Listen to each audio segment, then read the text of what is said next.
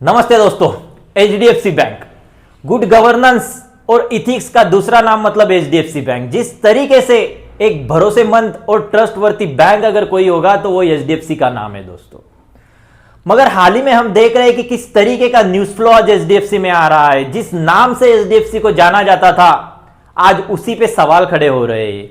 ये सवाल कोई तीसरे आदमी ने खड़े नहीं किए दोस्तों, ये सवाल खड़े किए Athanu Chakraborty, independent chairman of the HDFC bank. 2 दिन पहले इन्होंने अपने पद से इस्तीफा दिया।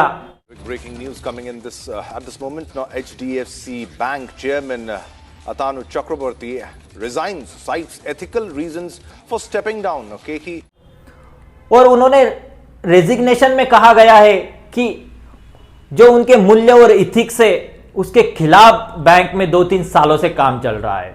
यह बहुत बड़ी बात है दोस्तों। जब कोई सीनियर मैनेजमेंट अपने टेनर से पहले अगर कोई रिजाइन करता है तो ये शेयर मार्केट के लिए और वो कंपनी के लिए काफी नेगेटिव खबर होती है। और हमने ये देखा भी, अगर कोई सीनियर मैनेजमेंट रिजाइन करता है तो उसका इफेक्ट हम शेयर के वैल्यू पर देखते भी है। मगर जिस तरीके के सवाल आज अठानु चक्रवर्ती ने उनके रेजिग्नेशन में उठाए वो काफी सीरियस है दोस्तों और सोचने के लिए मजबूर कर रहे हैं।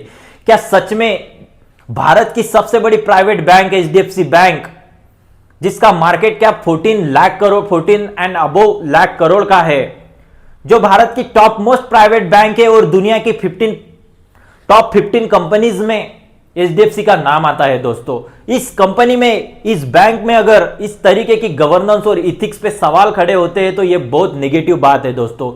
यह इतने संघीय सवाल खड़े कर रहा है बैंकिंग सेक्टर पर कि आरबीआई को सामने आकर इस पे सफाई देने की जरूरत पड़ी कि एचडीएफसी बैंक में सब कुछ ठीक चल रहा है।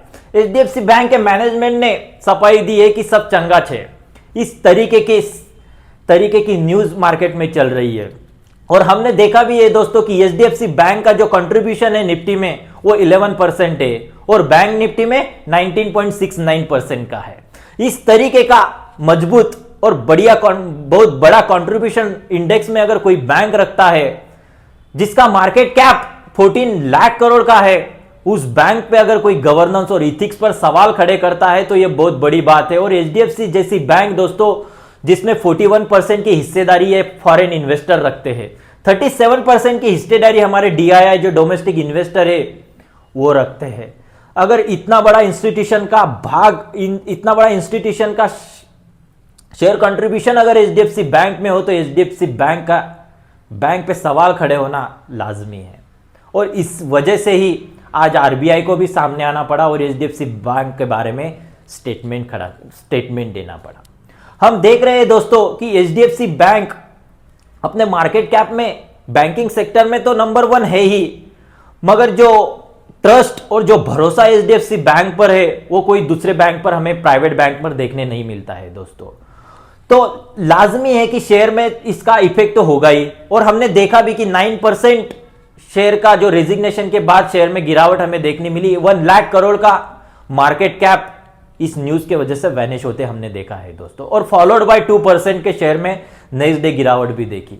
और हाल ही में कुछ न्यूज ये भी आ रहे हैं दोस्तों कि जो 81 बॉन्ड रिलेटेड जो 3 एम्प्लॉइज थे, सीनियर एम्प्लॉइज, उन्हें निकाल दिया गया है, उन्हें फायर कर दिया गया है दोस्तों। मतलब जिस तरीके से एडिशनल जो 81 बॉन्ड होते हैं दोस्तों, एडिशनल टायर 1 बॉन्ड जो कि क्रेडिट स्विस बॉन्ड होते हैं दोस्तों, वो काफी रिस्की बॉन्ड होते हैं।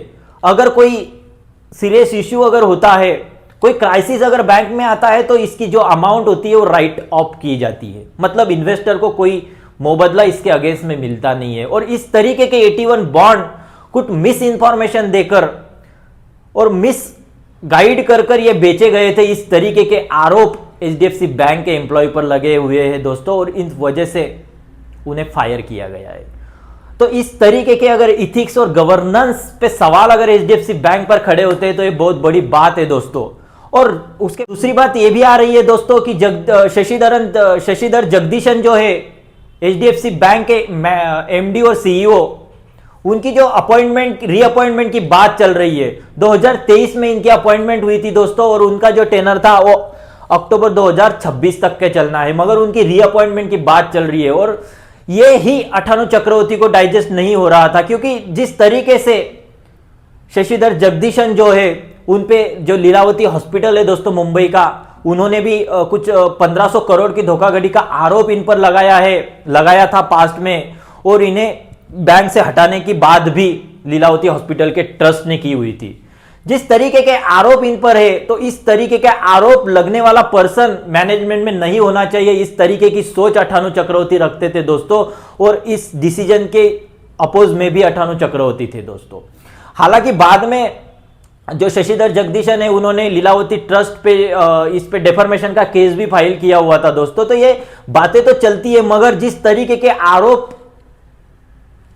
तरीके का करप्शन के आरोप अगर कोई व्यक्ति पर है, तो वो सीनियर मैनेजमेंट लेवल पे नहीं होना चाहिए। इस तरीके की सोच अठानु चक्रवर्ती की भी थी। इस तरीके की न्यूज मार्केट में आ रही है, और 81 बॉन्ड का हमने तो डिस्कस किया ही। तो जिस तरीके का कामकाज हम देख रहे हैं दोस्तों, एचडीएफसी और एचडीएफसी बैंक के मर्जर के बाद अभी तक इसका बेनिफिट बैंक को मिलना है, वो प्रक्रिया में ही वो चल रहे हैं। ये बहुत बड़ी प्रक्रिया होती है, और ये रेजिग्नेशन में अठानु चक्रवर्ती ने दिया हुआ भी है कि इसका बेनिफिट अभी तक मिलना बाकी है।